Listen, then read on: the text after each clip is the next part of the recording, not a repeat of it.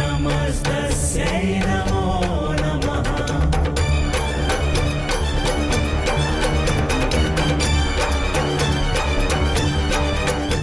যার উদ্দেশ্য রক্ষা করা, সে মৌন থেকেও রক্ষা করে। रूपेण संस्थिता नमस्तस्यै नमस्तस्यै नमस्तस्यै नमो नमः।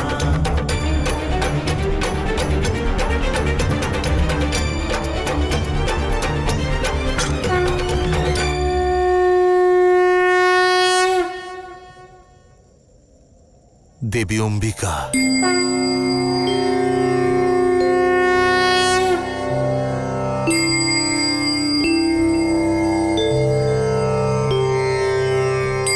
মহাদেব, যেভাবে আপনি আমাকে রক্ষা করেছিলেন, সেইভাবেই এই সংসারকেও রক্ষা করে এসেছেন।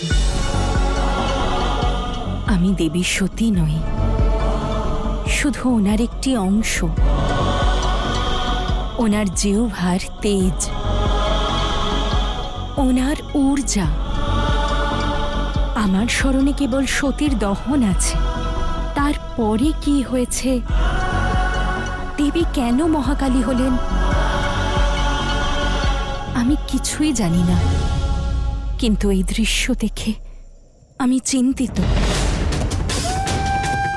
আর আপনি এই রূপ কেন ধারণ করেছেন? আমি সারা জীবন আপনার ভক্তি করেছি, কিন্তু আজ আপনি সম্মুখে, আর আমি আপনাকে চিনতেও পারছি না। কি হয়েছে মহাদেব? সংসারকে সন্তুলিত করেন যেই মহাদেব, তিনি স্বয়ং এমন অসন্তুলিত কেন? কেন শিব সব হয়ে গেলেন?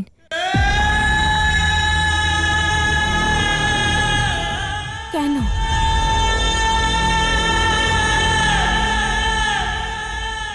শিব উদাসীন দেবী।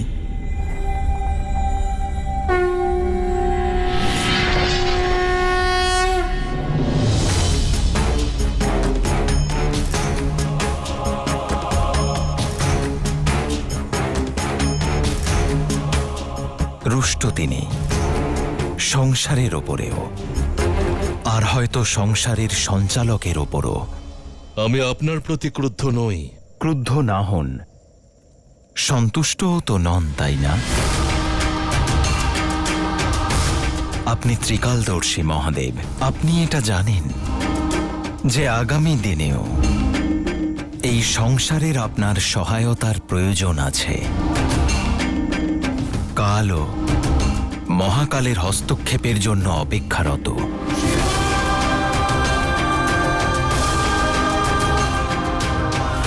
তাই আমি মিনতি করছি, কৈলাসে ফিরে চলুন মহাদেব।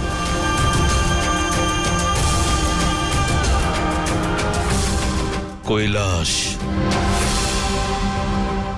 কেবলমাত্র একটি স্থান নয় নারায়ণ। শিব আর শক্তির পরিবারের ধাম হলো কৈলাস। যখন পরিবারই সঙ্গে নেই, তখন কিসের গৃহ, কিসেরই বা মরুস্থল?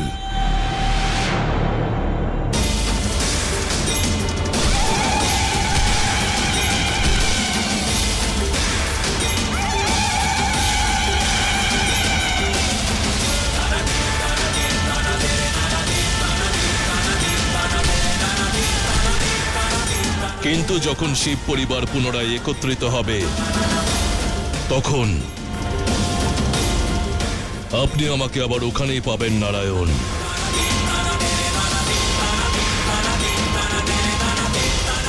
আপনি পরিবারের প্রধান মহাদেব। আপনার পরিবারকে আপনি সঙ্গে আনবেন না? নিজের সতীর অংশের সম্মান রাখবেন না আপনি?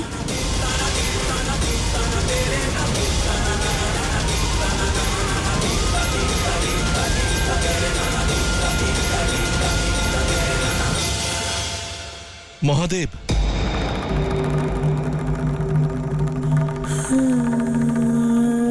মহাদেব দয়া করে এই পাপীকে শাস্তি দিয়ে যান। আমি যে স্থানের ভৈরব, সেখানকার দেবী মহাকালীর পথ আটকেছি আমি। আমি ভয়ানক পাপ করেছি মহাদেব।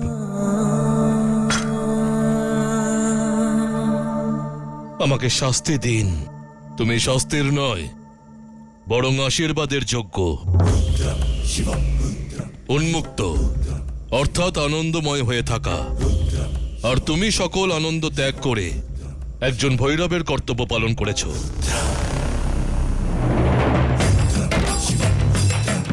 তুমি যা করেছ তা একদম সঠিক, আর তুমি যে সিদ্ধান্ত নিয়েছ তা অত্যন্ত কঠিন ছিল। সেই জন্য এমন এক সময় আসবে উন্মুক্ত ভৈরব, যে ভৈরবের নাম কোমলভাবে স্মরণ করা হবে, ভালোবাসার সঙ্গে যুক্ত করা হবে, আর সেই নাম কেবল তোমাকেই সমর্পণ করা হবে।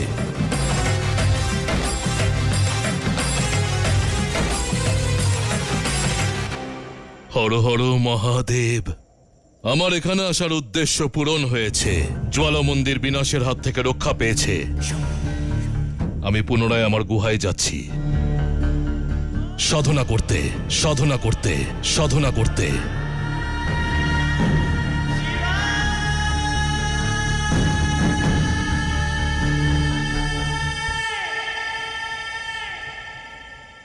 আপনি সংসারের সঞ্চালক, তাহলে কেন এই সংসারের বিনাশ আটকালেন না? সবকিছু ঘটিত হলো, তারপর কেন আপনি এলেন নারায়ণ? আমার কাজ সংসারের সঞ্চালনা, নিয়তি পরিবর্তন করা নয়, ঘটনাকে সঠিক পথে চালিত করা, তার পথে বাধা সৃষ্টি করা নয়। ধৈর্য ধরুন ভৈরব, শীঘ্রই আপনি সব বুঝতে পারবেন।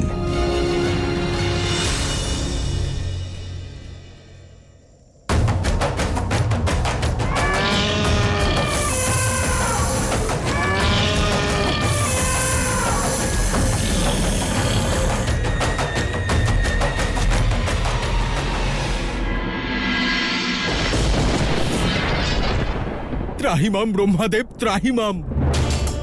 প্রভু, আপনার দেওয়া বরদানকে ঢাল বানিয়ে ওই দুষ্ট দুন্ধবিনাদ নিজের যজ্ঞে ৮৪ লক্ষ প্রাণের আহুতি দিয়ে সংসারের উপর ক্ষমতা স্থাপন করে দেবরাজ হতে চলেছে। প্রভু, এই মহাবিপদের সমাধান বের করুন প্রভু, পৃথিবীকে এর হাত থেকে রক্ষা করুন।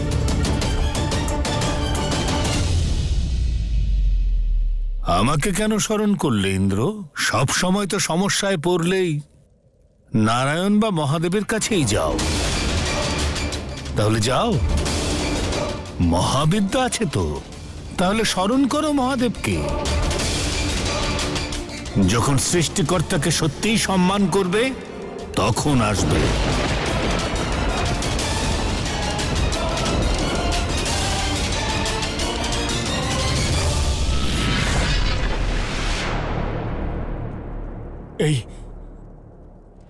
এই ব্রহ্মাদেবের কি হলো?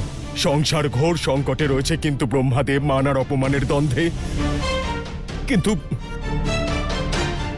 এখন আমি কি করব?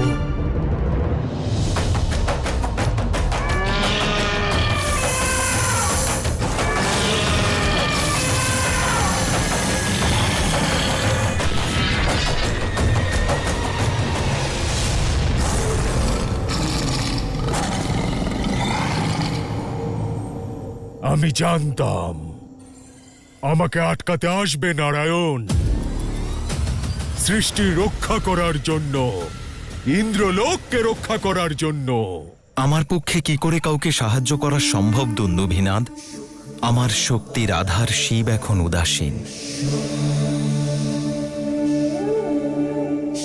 আর তুমি তো ব্রহ্মাদেবের বর পেয়েছ। তাহলে কিসের জন্য এখানে এসেছেন? আমি ক্লান্ত দুন্দুভিনাদ, তোমায় দেখতে দেখতে। এইভাবে এই ঢোল বাজাতে থাকবে নাকি কিছু করবেও? যা করার করে ফেলো। এই প্রাণীদের আহুতি দাও আর যাও। ইন্দ্রের কাছ থেকে তার ইন্দ্রাসন ছিনিয়ে নাও। অসুর মাতার আদেশের বন্ধনে আবদ্ধ আমি। ওনার আদেশ যে যতক্ষণ না উনি সংকেত দেবেন আমি প্রতীক্ষা করব একবার শিব পুনরায় সব হয়ে যাক, তারপর উনি সংকেত দেবেন।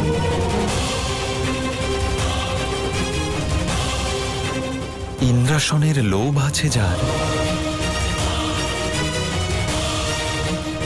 সে সময় বিচার করে নাকি? নাকি তুমি অজুহাত দেখাচ্ছ দুন্দুভিনাদ? যা করার সামর্থ্যই নেই সে স্বপ্ন কেন দেখো? নারায়ণ!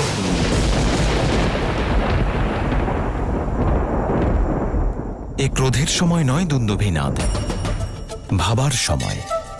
ভাবো।